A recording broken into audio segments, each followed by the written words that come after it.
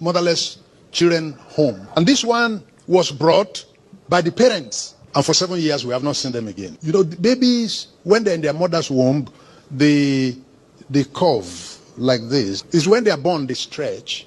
Now, this one was born, and she did not stretch.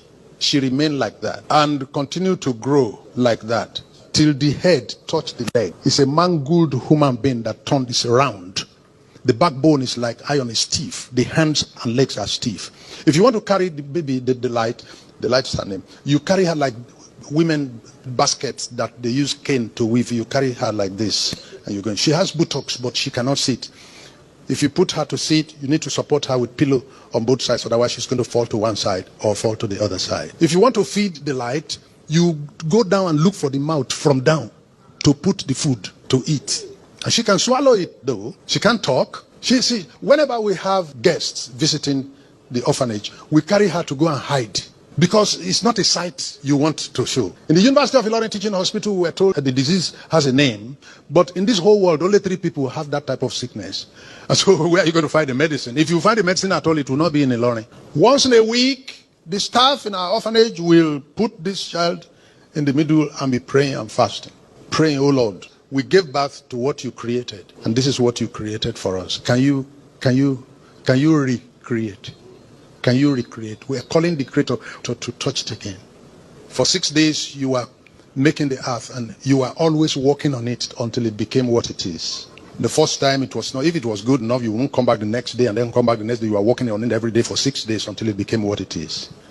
Can you work on this one, just one touch more? And they did that for years. And they were never going to say, because we prayed the whole of last year and there was nothing happening, we're not going to continue to pray. You continue to pray. One day there was a shout in the orphanage, a scream. Hey! And everybody ran out. And we saw the light where she was. And she was vibrating and stretching. And stretching. And stretching. And continued stretching till she finished stretching. Stretching full length. And while stretching, the hands were also coming up to normal size. The hands were stiff. The legs were stiff and curved. But they were stretching, and flesh was also building on it to grow to normal and correct size. And stretching. And when she had finished stretching, she tried to stand up. When she has finished stretching to a normal size, what ought to have been the normal size if there was no problem, she acquired it on the floor.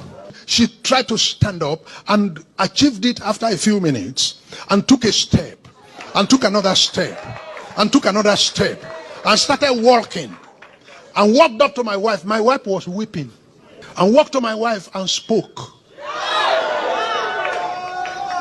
She had never spoken in her life.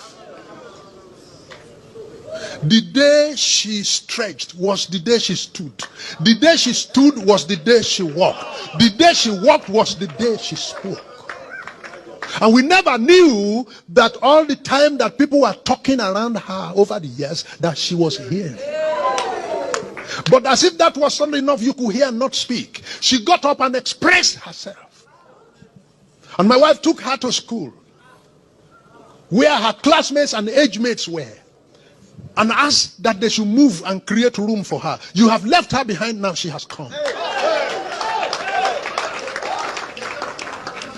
And asked them to move, and gave her a seat among them. And mysteriously, she understood what they were teaching. This cannot be normal. Then you sit down there and say there is no power of God. We will leave you behind. It's as if God was making a human being in one day.